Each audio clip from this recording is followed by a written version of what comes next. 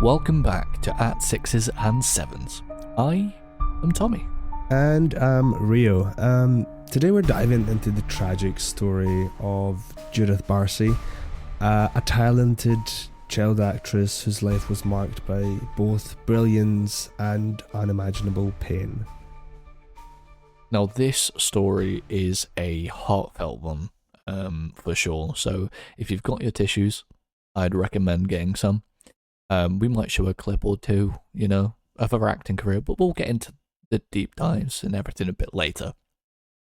But just as a kind of a slight introduction to her life, Judith herself was born on June 6th, 1978, in Los Angeles, California, to Hungarian immigrant parents.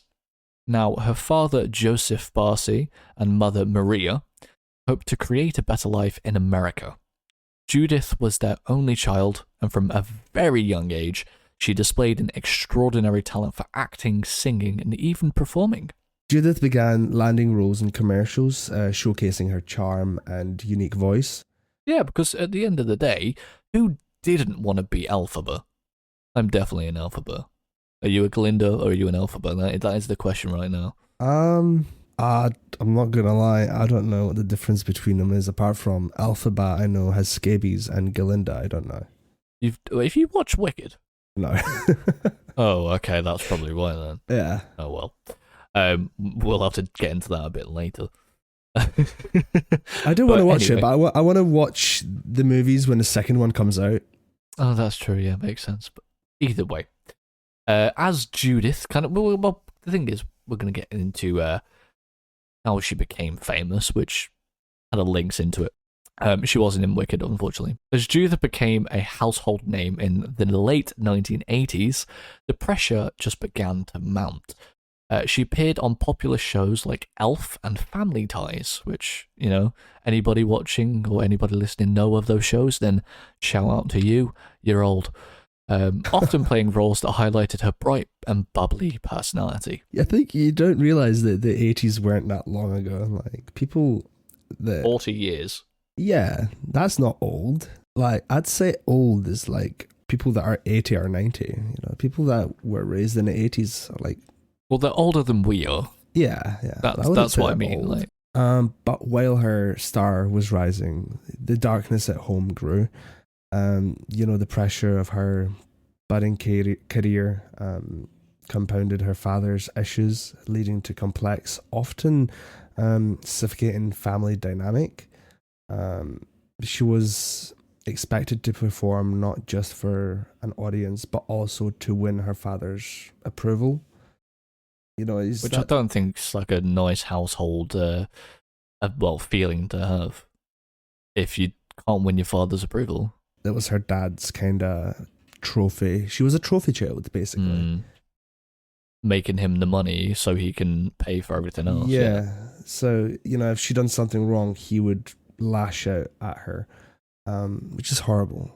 No. I believe he was very, trigger warning, he was very abusive. Yes. Towards like the end, wasn't he? Is what I've kind of read up on and heard. Physically abusive, and that's how it ended tragically. It's got to be like torturing, isn't it? It's like mentally like messed up in your head. Sorry. But let's focus on the good stuff for now, and then we'll go into the grungier stuff. Her kind of most famous role and most significant role was an Anne Marie. I don't think I've ever watched this. You mean as Anne Marie? Oh, as. Well, yeah. In a film called All Dogs Go to Heaven, which sounds like a very... Movie. Yeah, I've never watched it and I don't want to because I'd probably cry my eyes out. I believe we'll show a clip soon, but it's a film released in 1989 that became a beloved classic. Yeah. In this film, she plays a young girl who befriends Charlie, a dog trying to earn his place in heaven, which, if you just even read that tagline, you're like, oh gosh, okay, this is going to mess with me. Especially if it's in the 80s as well, like Disney kind of style, who knows? I'm not sure who is it made by, actually. But her portrayal herself added warmth and depth to her character, making Anne Marie unforgettable. It's a tough watch.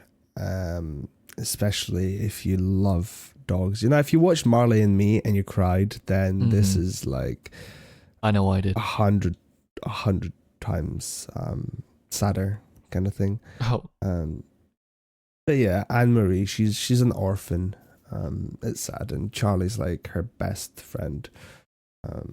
But Judith recorded her lines for All Dogs Go to Heaven in early 1988, during a time of great joy mixed with, underlying turmoil.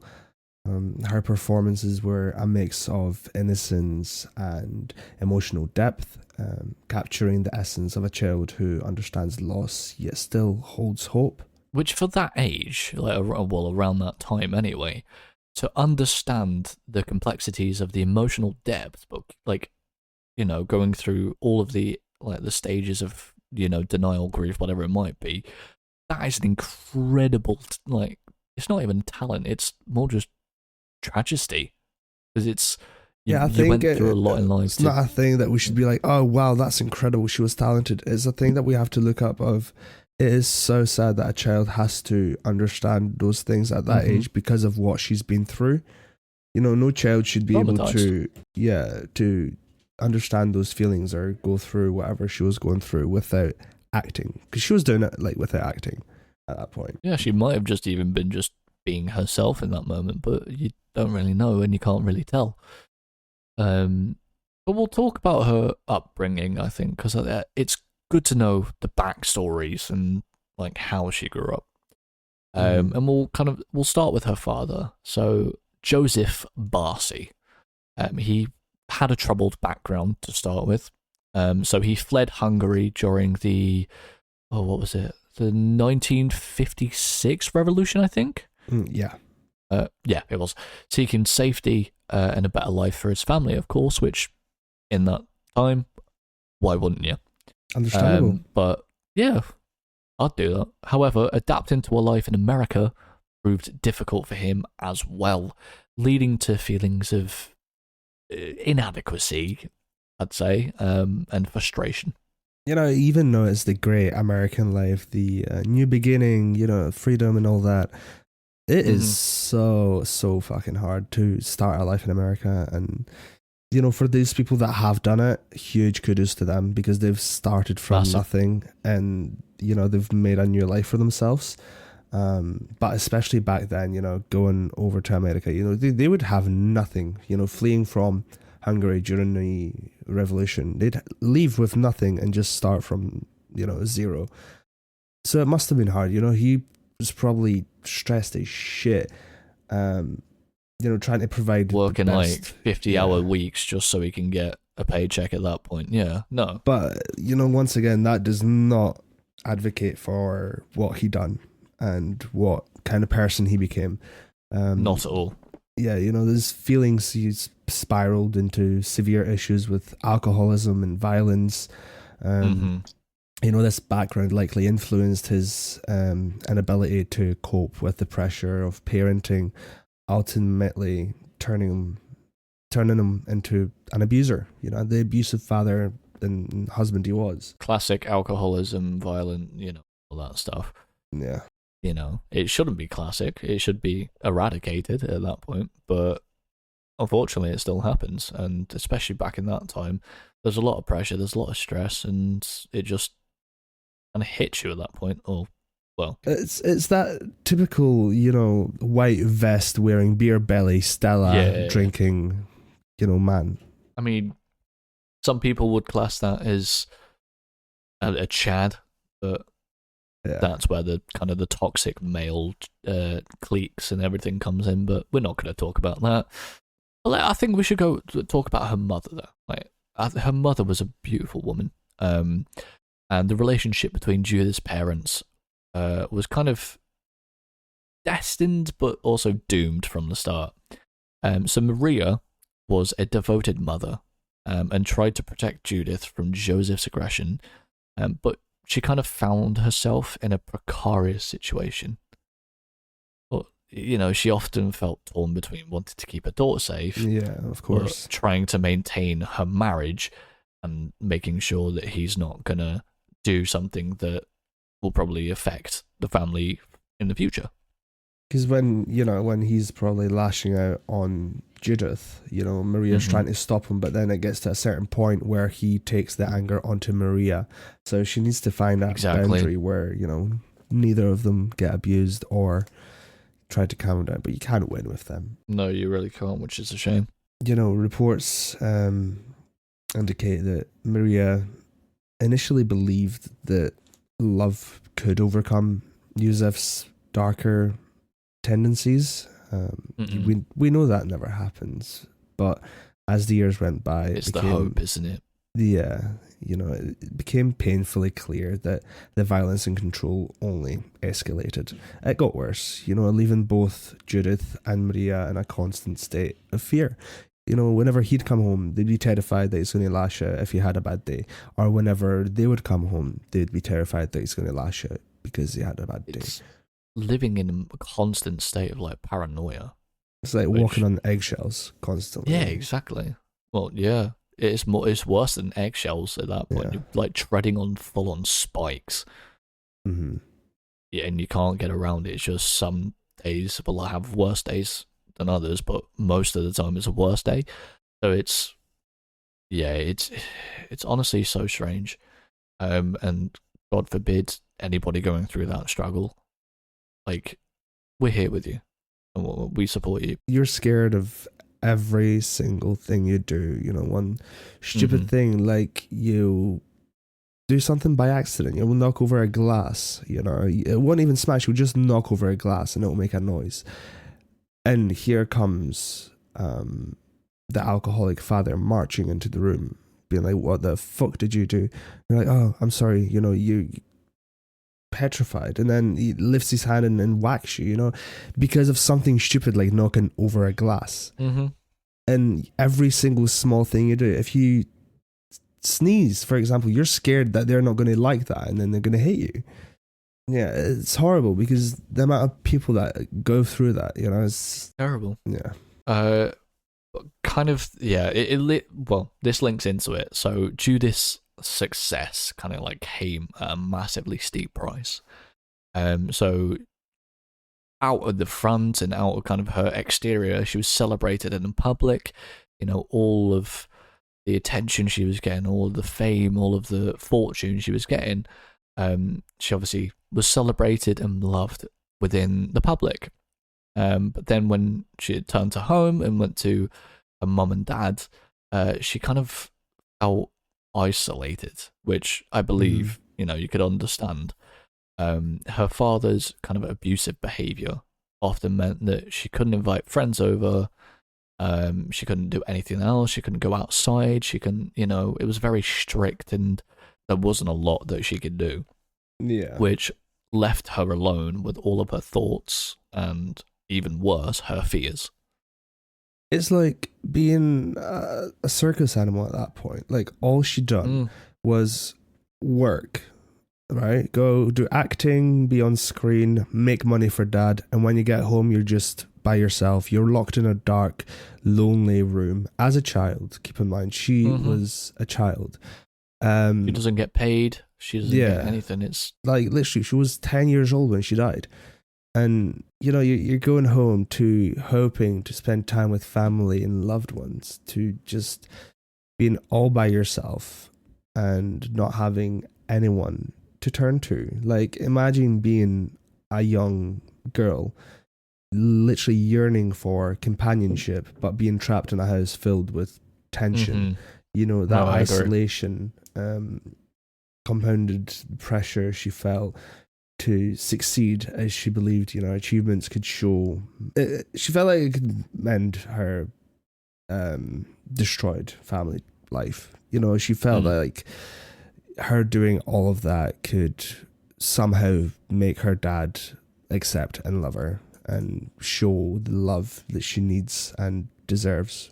So she worked harder trying and harder. to mend a broken relationship and a broken kind of marriage on, like, kind of just pinning it on a 10-year-old child it's the worst thing you could ever imagine, because they can't fix anything. They're not going to do anything. If anything, you have to look after them. So why are you pinning it on Yeah. a child who's, going to get success and they're going to be famous and all. No, it's not giving you hope. At that point, you might as well finish the job and, just divorce or something, at least something like that to make it better for the child. Yeah, and it was like so hard to do that back then. And Massively. for everyone listening, you've probably realized that myself and Tommy are very like down toned today. Like we sound very off, and we genuinely do not know what half the time what we're going to say is, because this Judith Barsi case, it does not sit well with me. Any sort of case doesn't sit well with me, but this one especially because of the type of case it is. Half the time I'm going to be lost for words on what to say, and half the time I'm going to go quiet because I know that if I speak, I will feel physically sick or cry. Yeah, it is an emotionally tolling story, and I've read up on it, and I've watched some YouTube videos as well. And it's, even for me, like, I'm speechless at like the events that occurred, what happened. Even you can't even fit it into a short amount of time because of how in depth everything is, and there's so many kind of branches that kind of lead off into so many different questions, so many different answers which aren't revealed to the public. And it's like, it's interesting from a psychological point of view. It's like, what was going through their mind, blah blah blah, all the major questions where everybody, but actually going through that is the worst pain, fear imaginable. Because most of the cases that we talk about is, somebody getting murdered in a random act of violence, or somebody going missing and us not knowing what happened. But here we know exactly what happened, and we know the most horrible fact is that her own father, the person that is meant to be there and protect her from everything, flesh and blood, literally, that her own father could do that to someone so innocent and someone you're supposed to cherish. Yeah. Oh, anyway, let's continue. I think we should go back to All Dogs Go to Heaven, because there is an important. It is her final thing. It is what we're going to talk about most. It is. But I'm going to focus on Burt Reynolds. So Burt Reynolds was the dog. He voiced Charlie, and he had a special bond with Judith during the production, because obviously you had to be in a booth with her. You had to, the conversations back and forth and get to know. Yeah, you have to make grow some sort of bond when you're acting. If you're gonna, especially if you're gonna be sad on screen about someone passing, you have to kind of have that emotional bond with them. In order to be able to just emotionally numb. But he often described her as a bright light with a remarkable talent, which, their relationship themselves went beyond co-stars. It was like a mentor role, offering encouragement and kind of guidance into the industry, and advice. Kind of like a fatherly figure, but only in the kind of advice and the mentor role, basically. Yeah, like he could probably tell that, something was wrong, but he couldn't just tell what. So he kind of took her under his wing. Especially Burt Reynolds being an experienced actor at that point. He, seeing young talent, he wanted to protect her and make sure that she gets the right care, like mentoring, and not manipulated or ruined. Yeah, no, because you know what Hollywood can do to people. Absolutely, yes. But after Judith's tragic death, on the 25th of July, 1988, Reynolds was heartbroken. He had finished recording his lines, but was unaware that this talented young girl, who he cherished, would no longer be there to share in the film's success with him. The only person who would benefit from that success is the dad and the mum. Well, mostly the dad, probably, but she didn't get to see how amazing, obviously, the film turned out to be. She didn't even get to watch the movie, I believe. No, she which is didn't get really, to really the green, mental to think about.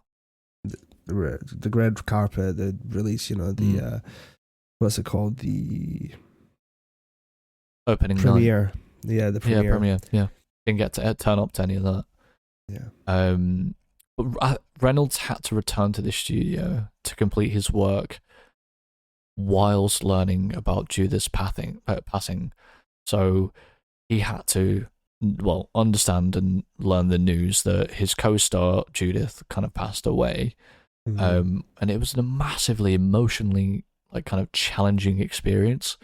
Like, imagine going back to the studio, knowing that the line you're about to record is saying goodbye to her. Well, her saying goodbye to you, because in a movie, Anne-Marie Judith says goodbye to Charlie, Burt Reynolds, because Charlie's about to pass away and, Charlie's about to go to heaven.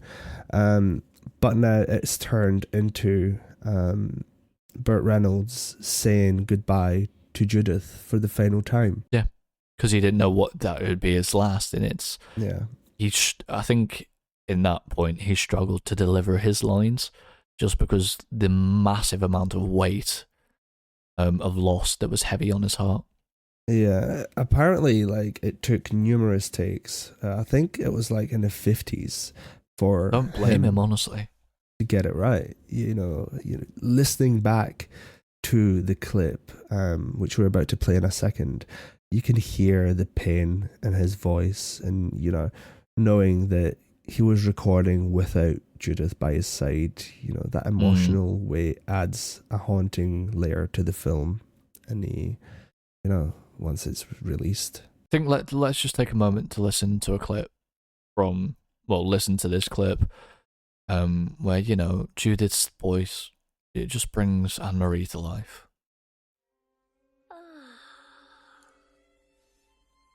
Charlie. Yeah, it's me.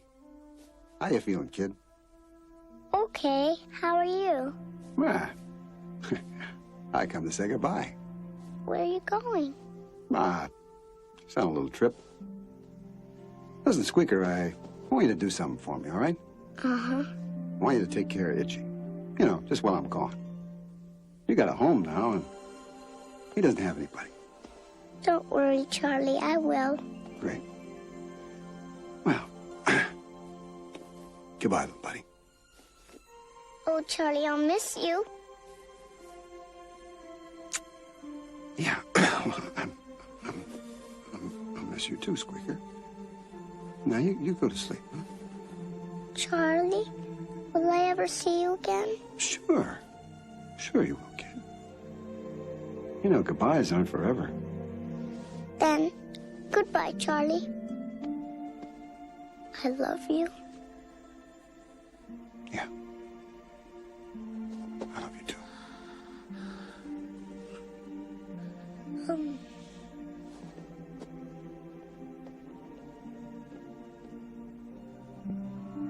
Oh, Squeaker.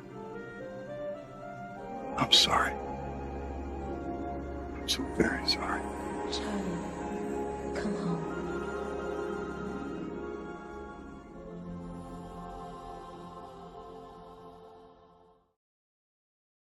Oh, fuck it out. That's That really does hit. I physically got goosebumps then. Yeah, I got teary-eyed every it. time I listened to it. Let's give a moment for Rio to just breathe and get his tears back in his eyes. It's the fact that at the end when you hear him say, "Oh, Squeaker, I'm so sorry." Yeah, that was unscripted. That was him genuinely saying that he's sorry for what happened to Judith. I think it was more the when he said "I love you," you could tell that he was just oh shit, that punch of emotion, that raw power. Hearing her voice, it's both beautiful and heartbreaking at the same time, knowing that is the last sentence that she recorded. It's a poignant kind of reminder of the talent she possessed and the joy she brought to those around her, all whilst facing her own internal struggles at home. You know, as a child, she'd always do her darnest best to record the best she can.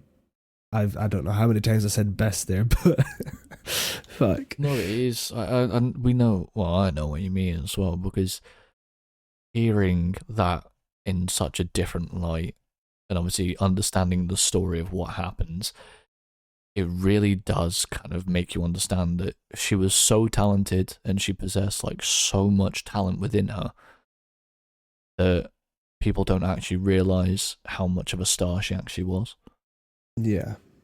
The kind of the impact itself of her death, I think it sent massive shockwaves through the entertainment industry, her town, her community, kind of everything around it.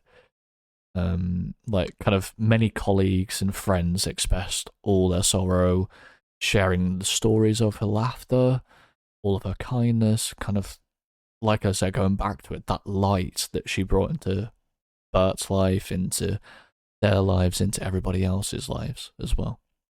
Yeah, especially like in the movie industry, you know, and whether animated or not, she was probably the talk. Everybody was talking about, oh, have you heard about this new uprising star, Judith Barsi? She's in this, you know, movie coming out, and then all of a sudden, she's no longer. Like, everybody must have been talking about her in Hollywood, and so everybody must have been affected by this at the time in Hollywood, and everyone would have been heartbroken, and it's still affecting people to this day. But the tragedy also prompted conversations about the responsibilities of parents and guardians in the entertainment industry. You know, Judith's case highlighted the need for vigilance when it comes to the welfare of child actors, because they're often, you know, kind of forgotten about, and, you know, you trust the parents. But in that kind of industry, you kind of need to keep an eye on the parents even more, because they'll get, you know, money hungry or fame hungry, and they'll forget. You don't want to let everything get to their head. Yeah, they'll forget about basic parenting. Yeah, they'll forget at that point that they are parents and that is their daughter. They more of it see it as like a money machine. Yeah, exactly. They just see it as like, oh well, they're making me money, so they can do what they want, and then it starts to go into neglect. Yeah, which obviously you don't want as a child for sure. Her kind of Judith herself, the tragic story of what happened, of course, has been used to raise awareness about child abuse, and the importance of kind of intervention, which I think is a great thing. I mean, obviously, it's terrible, obviously, what happened, and, you know, we never wish it upon anybody. But it's good that change has taken place. Exactly, yeah. It's been used to kind of raise that awareness and be like, this is what can happen. This is what we need to kind of sort out. And from that, various organizations dedicated to child advocacy reference her story just to educate the public about recognizing, you know, what the signs of abuse might be, the necessity of protective measures, and kind of what you can do to spot it, what you can do to help it, what you can do to kind of like avoid or stop it as well. It's essential to remember that the effects of such tragedies can last for generations. Judith's story serves as a painful reminder of the vital need to ensure that children are safe, you know, that they are supported and that they are heard, because a lot of the times we kind of turn a blind eye when it comes to kids. We look at, you know, them with their parents and be like, oh cool, the parents are there, that's fine. But you need to look at the, you know, the deeper kind of side of it is, okay, the parent's there, but are they being a good parent? You know, if that child all of a sudden flinches because I, you know, lift something up, like it's been happening on TikTok. Oh, I've heard about that one as well. Yeah, it is that horrible. whole case is messed up. Yeah, it's literally cases upon cases to this day where a parent does something simple like lifts something up and a child flinches with their entire body. Now, fair enough, flinching is a great reflex and it's a reflex that you need. However, a child should not be flinching like that. Should be not subjected to anything like that at all. Absolutely. Yeah. And you know, if you know, you know. If you noticed something, if you are out there and you notice something simple like a child flinching or a child acting weird on an emotional side, you know, like not crying when it's supposed to cry, because children are supposed to cry when they hurt themselves. But if a child isn't crying and is kind of, you know, acting tough, nonchalant and tough, yeah, check on the kid. You know, don't interrogate the child, you know, whatever. Just, you know, do what you're supposed to do. But if you feel like something is wrong, then report it. There's nothing wrong. The authorities know about everything. Yeah. Like CSPS, right? Child Protective Services. Yeah. Childline. Yeah. Report it to them. There's so many and other if people. They find something, well done. If they don't, you tried. You know, you'll never get into trouble for reporting something that you think is odd or off. You're better safe than sorry. It's also, but then again, it is the factor of the fear, isn't it? Is what will happen if they find out, and everything obviously goes on behind the curtains. What will happen when I get home, or if they know? It's, you know, there's who can you confide within to actually tell this story, which is the scariest part of it. Yeah. But after Judith's tragic death, Maria, her mother, was left to pick up the pieces of kind of what would be now her shattered life. The loss of her only child was obviously an excruciating pain that would haunt her for years to come. It's, you know, Maria initially faced immense public scrutiny and personal guilt, as you would, because, you know, she's thinking, how did I not see this? How I could have prevented that? How could I prevented it? You know, the feeling of guilt that she shouldn't be feeling.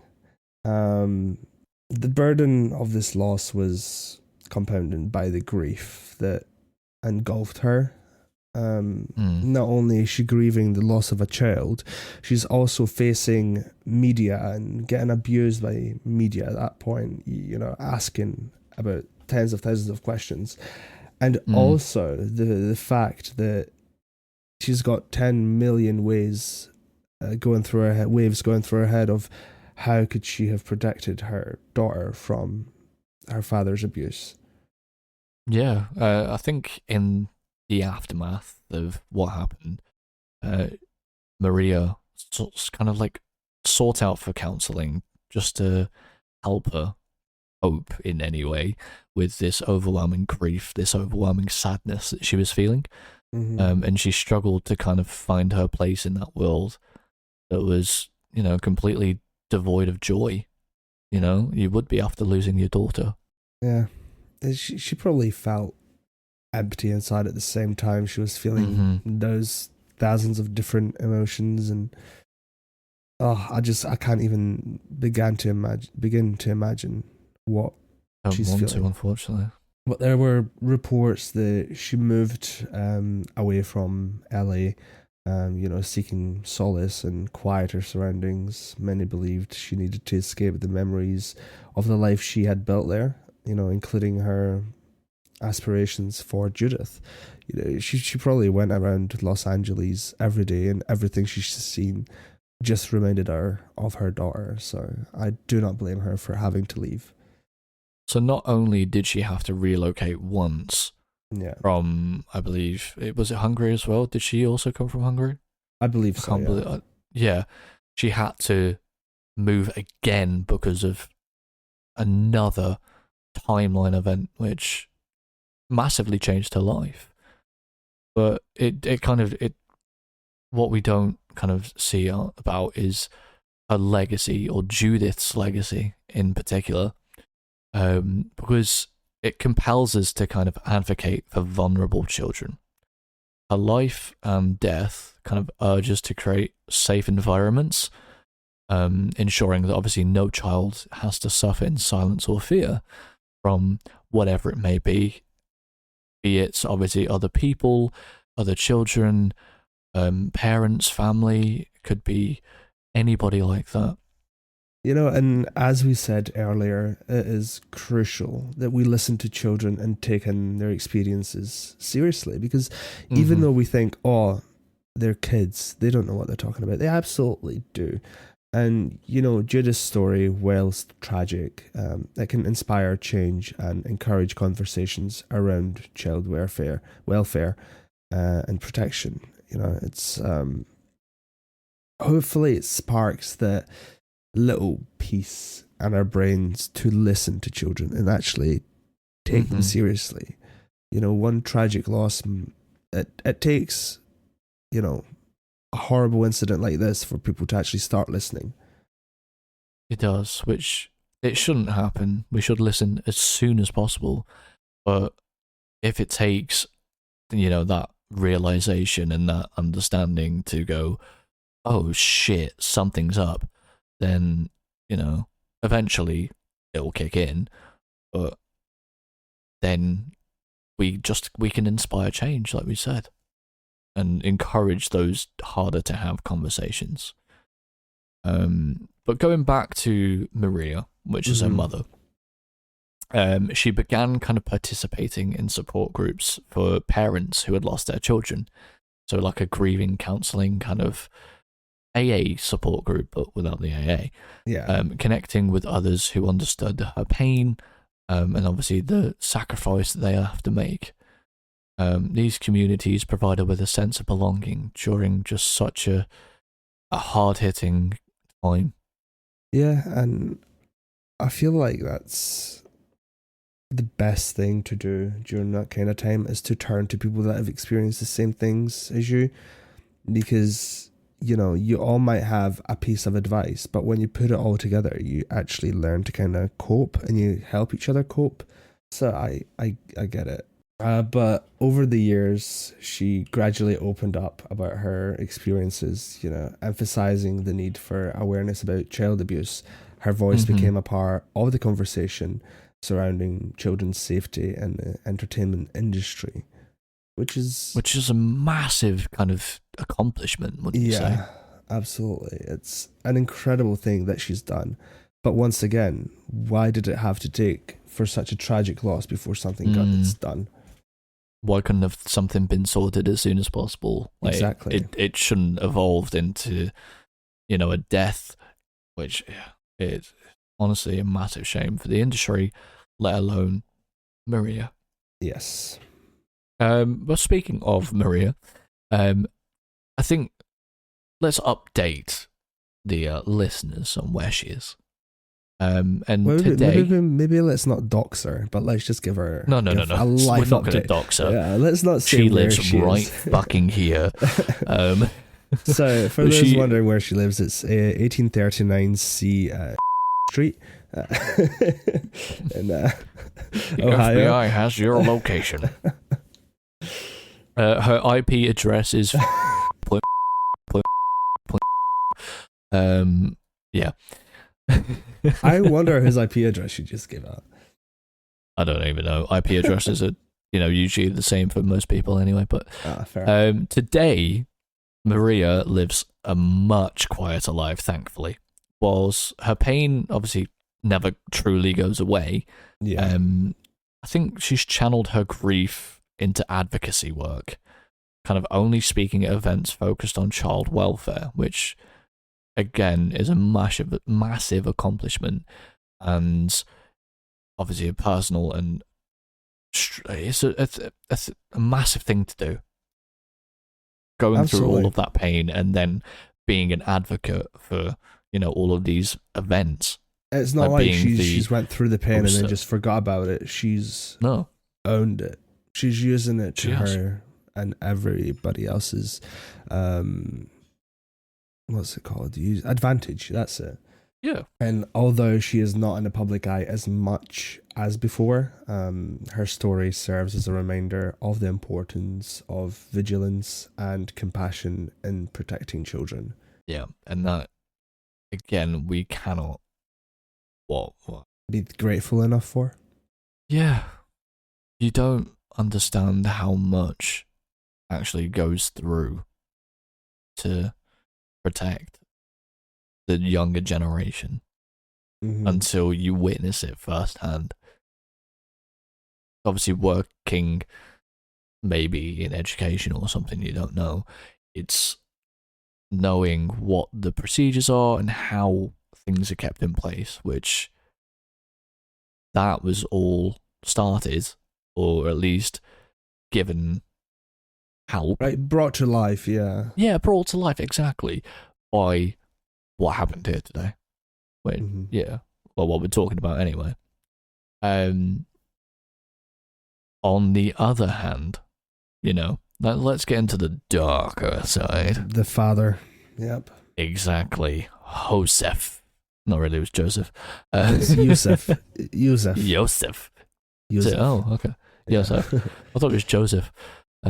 Joseph is the English word, however, Hungarian. Okay. So Yusuf. The accent on the O is that Yusuf. Yusuf. Okay, right.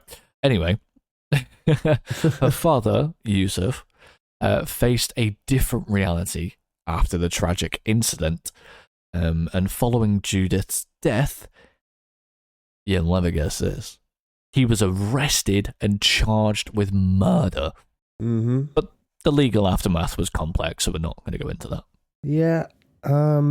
Surprise, surprise, he got arrested. I'm glad, actually. I'm glad, yeah, massively. I'm so happy. Even though he didn't last long in prison, and you shall soon find out why.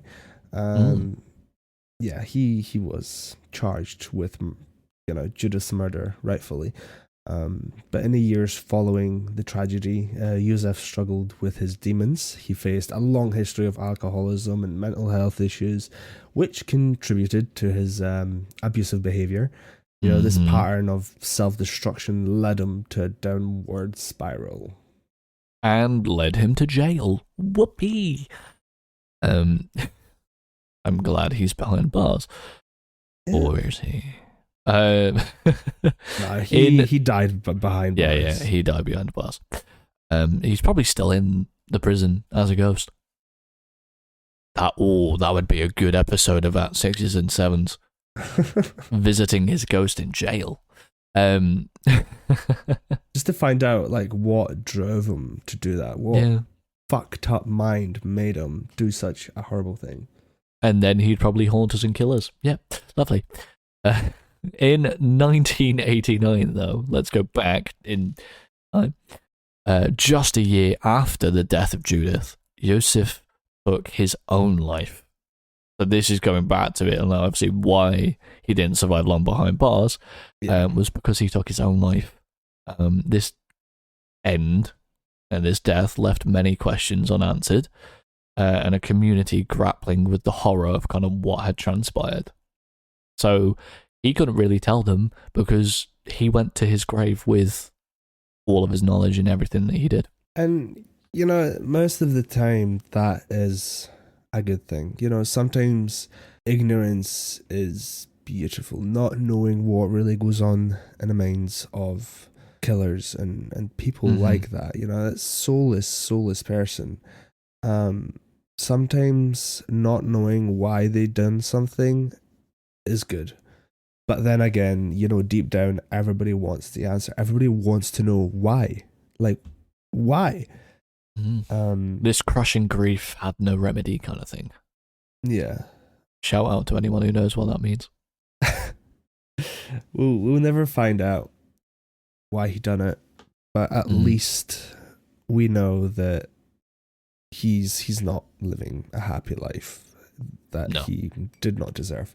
He was miserable. Yeah, and his death meant that many of the underlying issues that contributed to Judith's tragic situation were never fully addressed. There was a profound lack of understanding of the complexities of mental health and abuse in families during that time. So people didn't know why things were happening. We don't have a great understanding nowadays, but never mind back then. Back then it was even less. Mental health wasn't a big thing back then that people looked upon. You'd get thrown in the loony bin for signs of any sort of mental health issues. Maybe not even issues, differences. Yeah, complexities. Yeah, people wouldn't study mental health, but instead they just kind of ignore it and, not try and understand it. It really is a massive kind of shame itself. Yeah. And this whole story, this whole past of the Barsi family, reminds us that pain. I like saying this kind of phrase. It reverberates through families and communities. It bounces off everyone's minds, and it's always lingering. So both obviously Maria and Yusuf faced consequences. One through loss and grief, and then obviously the other through tragedy and despair. Yeah, and it's so unfair that Maria had to go through something like that just because Yusuf was a dick. I don't know what to call him. Well, I do, but I cannot say that. Yeah. I don't know what to call him without being too non-PG. Yep. Yeah, we need to keep it somewhat PG. Yeah, fuck that. Yeah, yeah, he's just a cunt, at this point. yeah, that's the word I was going to use. I was like, oops. Yeah, so was I. He was a see you next Tuesday. Yeah. I seen a TikTok yesterday, and it was a kid give her dad a card. I know her uncle a card, or I don't know, our uncle or dad, and it was like a nice drawn card, and it said CUNT, right? It said cunt on it, and they're like, wait, what? And she's like, yeah, it says see you next time. It's for see you next time. And there the family's like pissing themselves laughing, and this little kid's like, what? Like, I don't know what it means. And you're like, it's so sweet, because the kid's trying to be of the cute. child, calling them the worst swear word possible. I love you, you're a cunt. You're right, cunt, how you doing? Yeah. Anyways, their story serves as a chilling reminder of the importance of recognizing signs of distress and the need for intervention in family dynamics. Which is a massive thing nowadays. It's a massive stigma, which is obviously, it is needed. People should never feel like they can't intervene. No, maybe don't intervene personally. Don't walk up to someone. Maybe as well. Don't walk up to someone and be like, oh, you're being a bad parent. Intervene in different ways. Intervene in a legal Why are you being a bad ways. parent? Yeah. Ask the questions. Yeah, report them. Or speak to loved ones. If you know the family and you know, for example, the grandmother is a great person, be like, by the way, I seen this and this happened. Do you know what's happening, kind of thing? Like, bring it up to concerned family members. Because they might have a bit more knowledge and depth into why it's happening, but yeah. And they've got the privilege of being part of that family. Exactly. So they're the one who has to intervene, if anything. So you've helped and done a great thing. But always report it to authorities as well. Oh yeah, massively. Yeah. No, that is the top thing you should do. But yeah, as a broader impact, I think Judith's case has sparked discussions, and a lot of discussions really, about mental health awareness and the importance of support systems for families dealing with trauma, which I believe is the greatest thing that anybody can do, because quite obviously recently and throughout obviously COVID, which we're not hoping happens again, and we're not going to talk about, mental health has become this massive stigma, and it is a problem which needs to be kind of obtained and resolved, because it's not going to get kind of resolved for a while now, but we're trying our best. Mental health isn't getting better. You know, people aren't getting better. The only thing we can do is raise more awareness and find ways to help people. Exactly. People should never, ever, ever, ever be ashamed of mental health issues, their mental health struggles, or any sort of mental health they're going through, you know. And I know it's not comfortable to talk about, and I know a lot of it is you don't want to talk about it. But at least try and get the help that's available. And I know there's literally only a fraction of the help that people need available. However, you know, if by raising awareness, you know, nowadays is the best way for mental health, is to make people aware that mental health exists. If you or a loved one, per se, or even a friend, is ever in need, there are so many charities, there are so many online, obviously, chat forums. There's a lot of things out there to help. You got the Samaritans, mental health foundations, the NHS, you got Mind. There's so many things online and so many people you can talk to. And if you're not comfortable with talking to someone face to face, or, you know, not comfortable with people knowing who you are, or you feel scared about seeing a therapist, there are hundreds upon hundreds of licensed therapists online that you can talk to through video call, phone call, or just online chat, text text chat. Yeah. Don't ever be afraid. So many websites that offer the help that you may need. Yeah. And Maria's advocacy has highlighted the need for open conversations about child protection and the resources available for families in crisis. At Sixes and Sevens, the podcast is sponsored by mental health. Absolutely.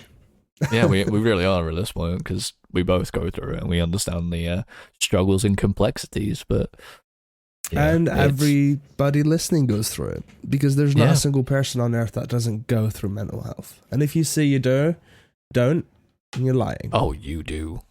Yeah, you do more than you think. One day you wake up happy, one day you wake up sad. It's all mental health.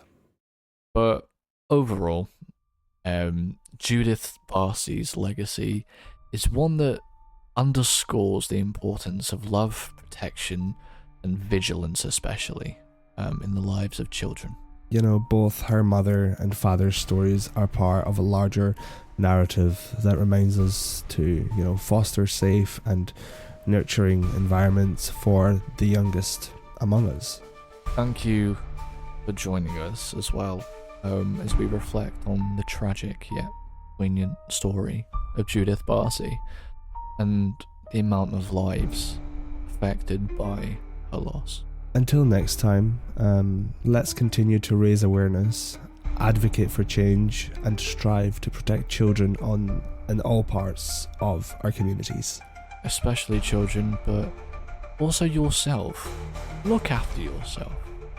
Go buy that chocolate bar. Go have that bath. Go get up and do the laundry. You know? We love you, we appreciate you, and we hope that you are okay. But most important of all, love yourself.